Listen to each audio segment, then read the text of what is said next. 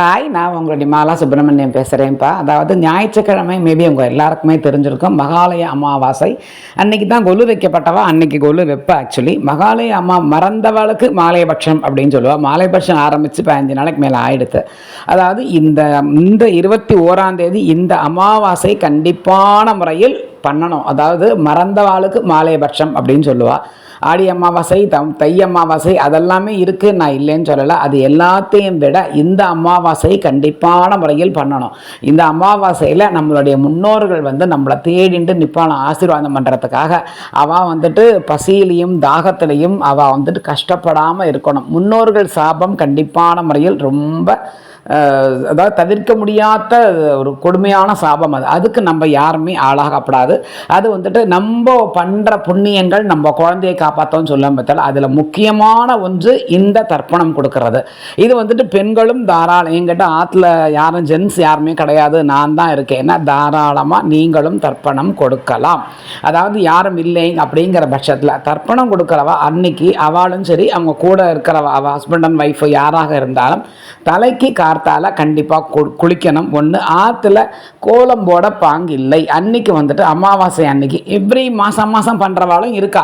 அந்த மாதிரி பண்ணிட்டா அதுவும் பரவாயில்ல. பட் மாலையபட்சங்கிறத கண்டிப்பாக பண்ணணும். நான் மாதம் பண்ணிட்டு இருக்காங்க, இது மிஸ் ஆகிடுதுன்னு சொல்லவே சொல்லாதீங்க.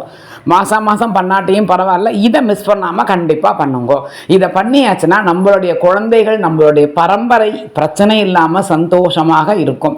நம்ம எத்தனை தான் நல்லது பண்ணினாலும் என்ன மாதிரி ஒரு பிரச்சனை என்னன்னு தெரிலங்க, எனக்கு ஏதோ வந்துட்டே இருக்குது பிரச்சனை, தவிர்க்கவே முடியலைன்னா நீங்கள் இது முன்னோர்களுக்கு எல்லாம் திதி கரெக்டாக கொடுக்குறீங்களா அப்படின்னு சொல்லி அவர் கேட்பார். மேபி நீங்கள் உங்கள் ஜாதகத்துலேயும் சரி எங்கேயாவது காமிக்க போகும்போது அவளே கேட்பா, இதெல்லாம் நீங்கள் கரெக்டாக பண்ணிட்டு இருக்கேளான்னு கேட்பா. ஏன்னா அதை மிஸ் பண்ணினாலும் நிறைய பிரச்சனைகள், சங்கடங்கள், ஏதாவது சர்ச்சைகள் நமக்கு வந்துக்கிட்டே இருக்கும். ஸோ அதனால் இந்த வாட்டி இந்த மாலையபட்சத்தை மிஸ் பண்ணாமல் தயவு பண்ணி அந்த திதியையும் அதையும் டேட்டையும் நல்லா ஞாபகம். நீர்நிலைகளுக்கு போய் நீங்கள் பண்ணினாலும் பரவாயில்ல, கோவில் வாசலில் அதுக்குன்னே நிறைய பேர் உட்காந்துட்டுருப்பா பண்ணுறதுக்கு.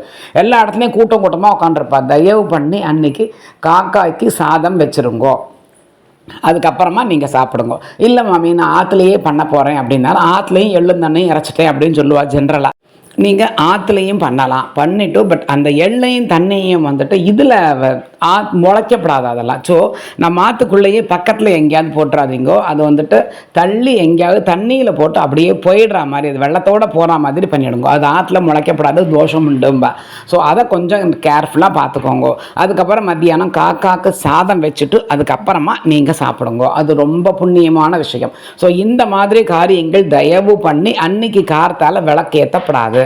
இது எல்லாத்தையும் இந்த அமாவாசை தர்ப்பணம் முடிச்சுட்டு தான் நம்ம விளக்கேற்றணும். அதுக்கு முன்னாடி விளக்கேற்ற பாங்கு இல்லை, அதுவும் நீங்கள் பார்த்துக்கோங்க. கார்த்தால கண்டிப்பாக தலைக்கு குளிக்கணும். ஒன்று, 2வது வாசலில் கோலம் போடப்படாது, 3வது காக்காக்கு சாதம் வைக்கணும், 4வது ஆற்றுல விளக்கேற்றப்படாது. அதே மாதிரி ட்ரெஸ் எல்லாம் பண்ணிக்கிண்டு இதெல்லாம் பண்ணப்படாது. ஜஸ்ட்டு தலை குளிச்சுட்டு தலையை லைட்டாக முடிஞ்சுட்டு இந்த வேலை ஜென்ரலாக யாரும் பொட்டு கூட வச்சுக்க மாட்டா. அதுக்கப்புறமா தான் குங்குமமே வச்சுப்பான் நெத்தியில். ஸோ அதெல்லாம் ஒரு அந்த காலத்தில் இருந்த ஒரு ஐதீகங்கள். இதெல்லாம் பண்ணும்பொழுது இப்படி இருக்கணும் அப்படிங்கிற மாதிரி. ஸோ முடிஞ்சவா இது எல்லாத்தையுமே தயவு பண்ணி ஃபாலோ பண்ணுங்க. இது எல்லாம் பண்ணினா நம்மளுடைய விதைகள் மாறி நமக்கு இந்த மாதிரி பிரச்சனை இருந்தாலுமே நம்மளுடைய முன்னோர்கள் ஆசீர்வாதம் பண்ணினா அவள் தெய்வமாக போயிட்டா இல்லையா. ஸோ அவள் மனசார நம்ம ஆசீர்வாதம் பண்ணினா கண்டிப்பாக நமக்கு நல்லது நடக்கும். அவள் மேலிருந்து நம்மளை பார்த்துக்கிண்டு நம்ம இவன் நன்னா இருக்கட்டும் வயத்தை எரியாமல் அவள் சந்தோஷமாக நம்மளை ஆசீர்வாதம் பண்ணினா நம்ம கண்டிப்பாக நன்னா இருப்போம்.